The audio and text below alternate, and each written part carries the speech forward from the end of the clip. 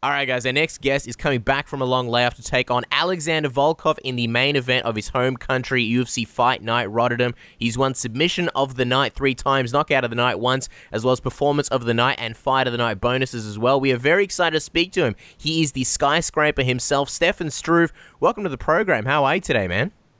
I'm good, man. Came back from from a long day of training and then getting my body worked on by a therapist.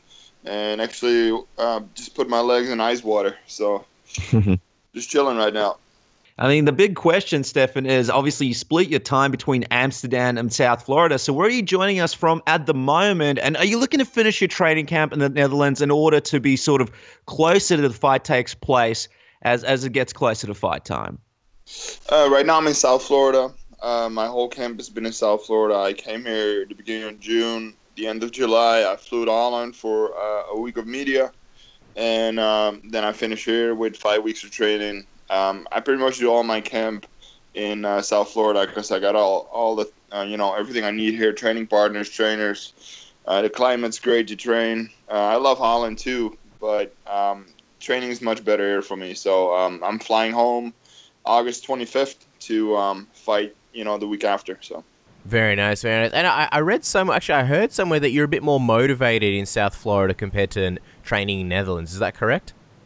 The thing is, in Holland, I got family, friends. I have friends here too, but over here in South Florida, I can fully focus on what I have to do while I'm here, so I don't have to worry about anything else, and that's great. So it's very easy for me to hit 2 sessions a day, and in Holland, I just do 1 a day, and it's very hard for me to be as focused there as I am over here.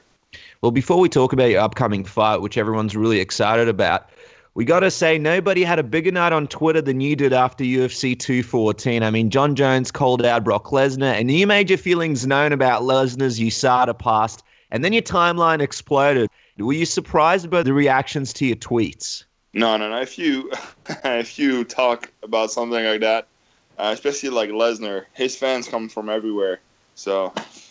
I speak my mind. There's no secrets with me. I say what I believe. I think cheaters should not be in the UFC, and I think UFC made a big mistake last time by bringing Lesnar in and giving him a 4-month exemption before his fight, so that USADA wouldn't test him for 4 months, which is a normal thing to do if you bring back a fighter. I believe that if he would come back now, you would have to go through 6 months of testing. So I'd be very curious how those 6 months go. Yeah, and one of the biggest takeaways that we found, from reading your timeline and seeing the tweets, is that a lot of fans, they just don't seem to really get it, but they also don't seem to really care, because I guess it doesn't affect them directly, unlike, say, a guy like yourself who's actually in there competing. I'm curious, yeah. Stefan, what do you think is sort of the biggest disconnect and the misconception that a lot of fans may have about PEDs in the heavyweight division, how they've historically affected fighters' careers, especially the trajectories if say, somebody loses to a guy who's on PEDs? Yeah, no, the thing is, they see it from a different perspective. They haven't fought guys who I know. I fought a bunch of guys who I know of that were not clean. Simple as that. They see it from their perspective. They don't have to deal with all those things. They don't have to deal with a training camp full of hurts and just going for broke every single day. They just want to see action and performance, and I understand their point of view a little bit too. But my opinion is that when someone takes PEDs, things you shouldn't use to enhance your performance, you take away honor from your opponent, you take away money from your opponent, and you take away you could take away his health. That's the biggest thing. Simple as that. You could hurt someone more when you go into that cage being on PEDs. Simple as that. And that's why it should be outlawed. I think things should be different. Punishment should be way harder than it is right now. And I think Mark Hunt was very right to claim that he wanted Lesnar's purse. I think if you fight someone, you cheat. You fight someone, you go in a fight while on PEDs, you know that you're cheating. You go into that fight with the risk of hurting him more and taking away his money. I think your entire purse should go to the other person if they catch you. Simple as that. And it's interesting that you mentioned that because that whole thing was just the USADA disaster that everyone's still feeling today. So I guess the big question out there is what kind of message do you think it sends if Brock Lesnar returns right back into a massive super fight and a huge payday against Jon Jones after that whole fiasco? They cannot do that. It's impossible. That'd be the worst message the UFC could ever send out. So if he fights again, he should go through 6 months of testing, I believe, before he fights again. I think that's the rule right now. So if he comes back and let him go through those 6 months of testing, then I'm curious to see how he steps in the cage. And just before we get off the topic, Stefan, I'm just curious to hear your insight. If the fight were to happen and Lesnar was hypothetically, going in there on PEDs while Jones was clean, how much do you think it would affect the outcome of the fight? How much of an advantage do you think you would give him against a guy who is arguably vastly technically superior in Jon Jones? I think Jones beats him anyway. Simple as that. Jones is too good of an athlete. I don't think Lesnar gets a hold of him to take him down. Jones moves too well. I think he, I don't know, DC is a great fighter. And, of course, that kick was great. But before that, I didn't see the Jon Jones who we used to see as dominant as he used to be. So I'm curious to see if he refines himself and gets to be more dominant again. But I don't think Lesnar takes him down or anything, and he's definitely not going to win the fight on the feet. So, you mentioned how you've had moments in the past in your career where you've been fighting guys and you had that feeling that they were on PEDs. Is this the most optimistic you've ever felt in the division with the USADA cleaning it up, a lot of fighters popping, and it seemingly being the cleanest it's ever been? Yeah, no, I'm real happy with USADA. I think it was a great decision to start that. I think Jeff Nowitzki and his team do a great job so far, and they're fine tuning it. I think they really learned from that. Hopefully, that situation with Lesnar with the 4-month exemption. But I've been in touch with Nowitzki a bunch of times. Spoke about several things with him, and I like the answers he gave me. So I think it's heading in the right direction. Yeah, and I feel really good in my division right now. I see things have changed. A lot of people outside the fighters see things have changed, and not only in my division but in every division. And I think the true athletes will perform much better right now. Yeah, absolutely. And now let's move on and talk a little bit more about you, Stefan. Obviously, the big story with you recently has been the series of unfortunate events that have kept you away from the octagon for almost a year. The fans have been needing their dose of Stefan Struve. But what has that time been like for you, and what have you been up to for the past year? Well, I had my fight in Manchester, October last year. Mm-hmm. And, that was a pretty easy win, so no real damage. Besides the shoulder that I probably worsened in that fight, it was already bothering me a little bit. But then I think a week after, UFC got in touch with me to fight Junior dos Santos, and they mentioned a couple dates, but I first wanted to look at my shoulder. And in Holland, at first they couldn't really find what was wrong with it, and they thought it was just a bad bursitis. So in the end, we lined the fight up for February, and I went back to the States to train, and it just got worse and worse with the shoulder. At the end, I couldn't really keep my arm up anymore, and if you can't keep your arm up, you don't want to fight one of the best boxers in the world. So decided to go along with the surgery, which happened in January 13th, I believe. Spent a week and a half in the U.S. To do the first part of rehab, and then went back to Holland. Had about 4 or 5 months of rehab, and then beginning of June, I came back to South Florida to train. So, and it was good to spend some more time with my family in Holland, because I've been here a lot in South Florida the last couple of years. It was good to have a little bit of a break and, really get that hunger back too, because I always train hard, and I put a lot of energy in coming back and really building something here in South Florida. So, it was good to lay low for a little bit, although, I was working really hard to get that shoulder strong again. So. And that must have been a really tough decision for you to make withdrawing from the JDS fight, because obviously you've got the shoulder issue. You spoke about how you can't keep your arm up, but at the same time, it would have been a rematch that really would have put you into direct title contention if you would have won it. How difficult was it for you to make that move and pull out of that fight and make that decision?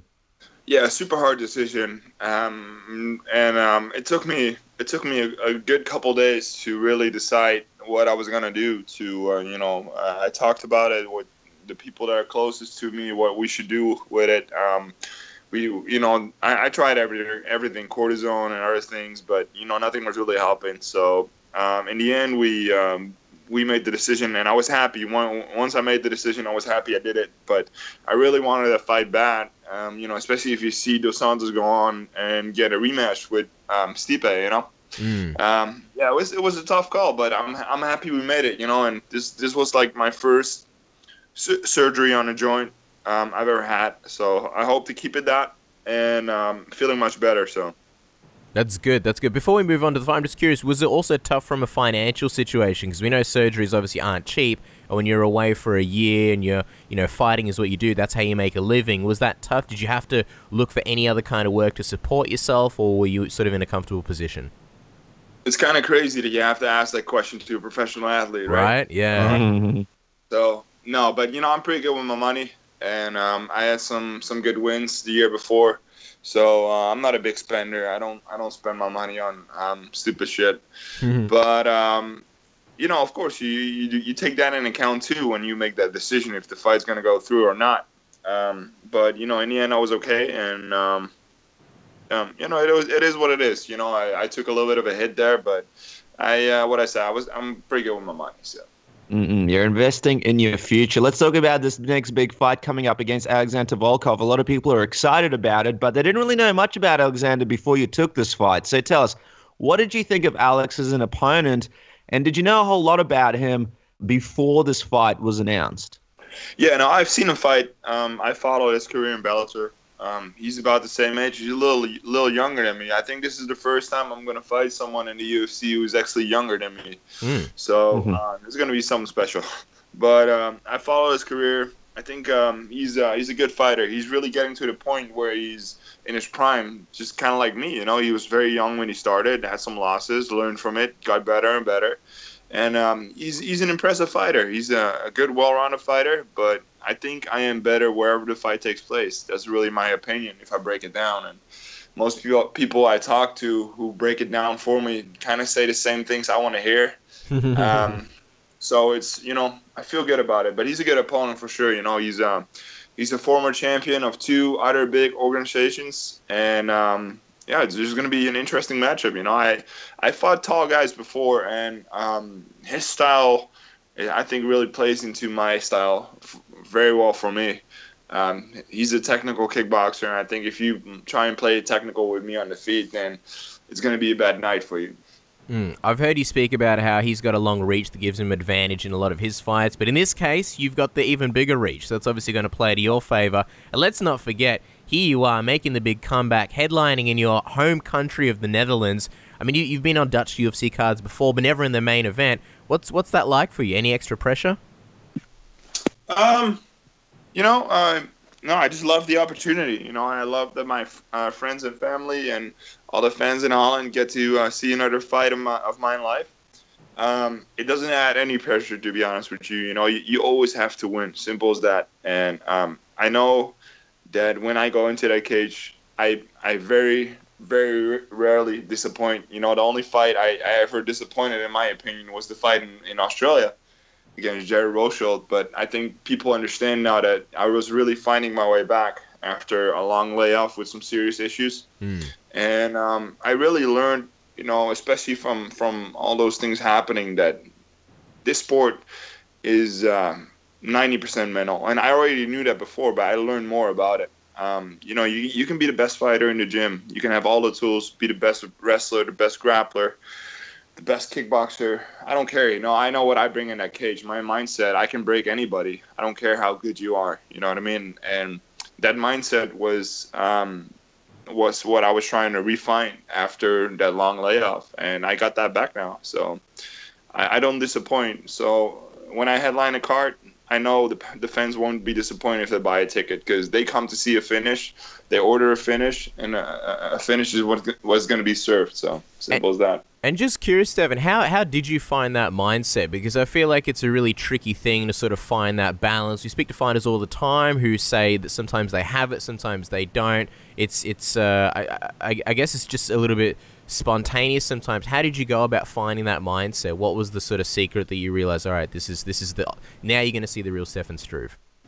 Well, it's what you say. Now and then, it's also about the day itself. How do you feel when you wake up? Like certain things can happen. Are you worried about some things that happen on the day of the fight? But for me, it was really just refining, what I always had before I, found out about the heart issue and all the stuff happening to me. And it was just hard to get back after, getting knocked out against, I don't want to call it knocked out, getting knocked down by Mark Hunt, and, my jaw was broken. But I was very, very capable of continuing the fight. But my heart was about to explode and my jaw was a mess. So it was probably better not to carry on. And then you have a long layoff. A very serious medical issue comes, to the light. You're finally going to fight again after a year and a half, and then you pass out in the locker room, and you think you're the biggest pussy in the world because of what happened. But then, it turns out I was on, medication that was like messing with my head and all that. It was just hard to really refine that focus I have when I go into the cage and do best, because there were so many things, impacting me. So I really had to bite through, and get back to the gym. And I decided to switch to South Florida to train, to really get out of my comfort zone, refine myself in the gym. Because at first I was just doing my thing, but I wasn't aggressive. I wasn't like trying to finish guys, and like I still always try to not hurt my sparring partners, but I do try to, recreate the fight a little bit. And, it took a while. It took a while to refine that, but I really refound that by, just finding myself in the gym. And then, of course, you need to be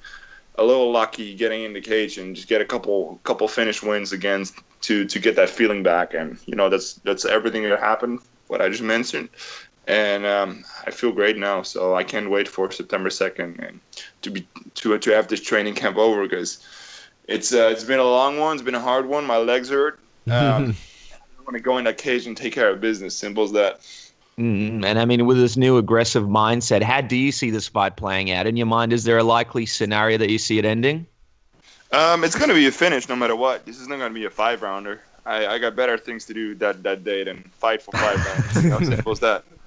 I'm just curious. What are the plans? You sound like you've already got some plans after the fight. Now, what better things do you have to do? I don't know. I don't care, but I don't want to be in that cage for 25 minutes. Fuck that. Hell no.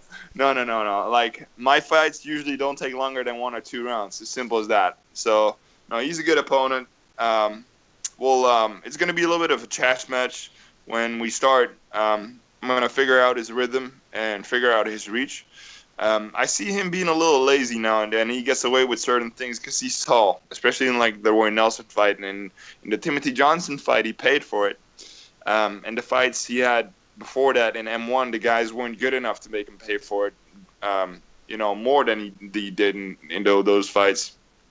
And then his last 2 fights in Bellator, he did pay for it. And if I put those, if I take those 6 fighters and put them next to me, and I look at their skill sets, then I'm better than all of those fighters.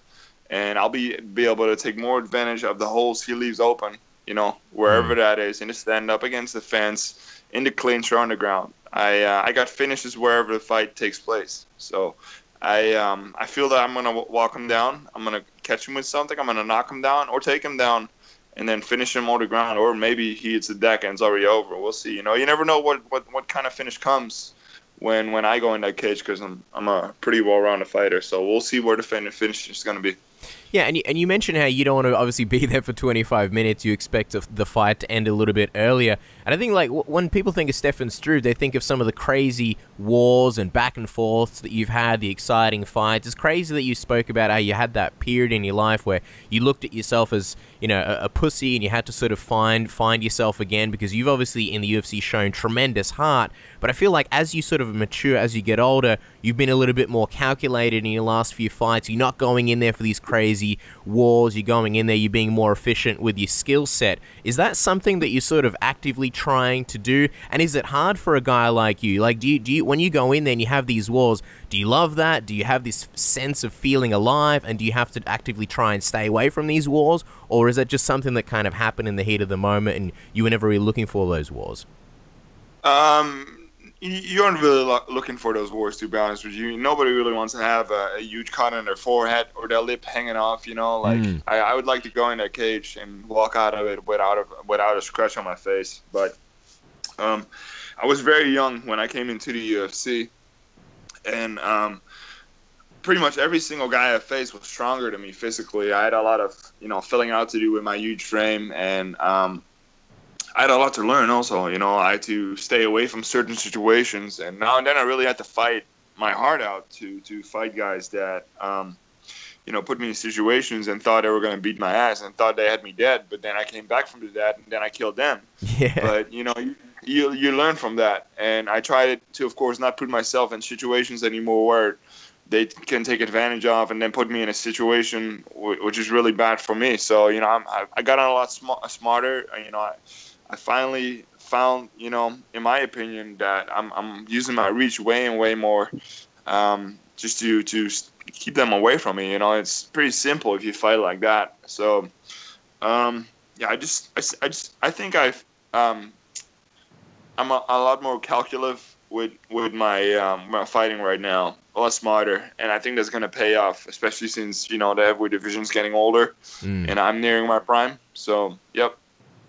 And I mean, obviously, you're one of the only two men to have beaten the champ Stipe Miocic. So even though you're currently ranked 9th in the division, how much of motivation is it for you to get that rematch with him this time, you know, potentially for the belt? Huge motivation, of course. You know, that's one of the things that I was looking at when I was out with the heart issue for so long. He was my last fight before the Hunt fight. So, and the Hunt fight for me really was like the example of what happened when, you know, the heart condition was at its worst, because I absolutely gassed. And normally when I end a round, I walk back to my corner, I take 2 deep breaths, and I'm recovered. But the Hunt fight, my trainer had to pick me up after the first round, and my heart rate was over 200 beats a minute, you know. Whoa. So it was crazy. It was scary. And, you know, it was good to follow Stipe in that time, though, because, you know, I just beat him, and I saw him go on and beat everybody they put in front of him pretty much. So it kept me believing in myself, too. So it was good to see him do that, and I believe I can do the same thing. When you sort of look at your styles, I read somewhere that you still feel like you're kind of his kryptonite. Do you still see the ways that you can capitalize, and I guess some of the things that you capitalized on in your fight originally with Stipe, do you feel like you can still capitalize on them now? You know, he's grown a lot as a fighter, simple as that, but he's still the same person. So, you know, I believe that if we go in that cage again, I can beat anybody in the world, including him. Simple as that. With my skill set and with my mindset, I believe I can break anybody in the world, and that includes him. Simple as that. So, if I feel the way I feel now, then I can beat anybody in the world. All right, well, as we let you go, for all the fans traveling down to Rotterdam to watch your fight, what's something they have to check out while they're in the Netherlands? Give us a couple of highlights for them to check out, apart from, obviously, your performance and fight. Well, you know, I think everybody knows the do's and don'ts in Holland, right? Like, what are you guys laughing about? Well, we knew you were going to bring up the weed brownies at some point in this interview. There's the red light district. I hear that's a popular place to check out, Stefan. There's the coffee houses as well. I don't know if you're a guy that likes the coffee houses a bit. I've never smoked in my life, to be honest with you. I've been using CBD oil, which is really good. Mm-hmm. Does good things. I used it when I had my shoulder operated on, and you can choose then if you want to take chemicals that will, you know, do all sorts of things with your head and mess you up and make you a zombie, or you can choose to use something a plan gives you and feel good and just be happy, that you're not on those pills I just mentioned. So, no, but what you said, there's a lot of things to do, and even if you don't smoke, it's fun to see, all those things that Amsterdam and Netherlands are known for. The buildings in Amsterdam are beautiful too, and Rotterdam has got a bunch of those buildings too on the canals.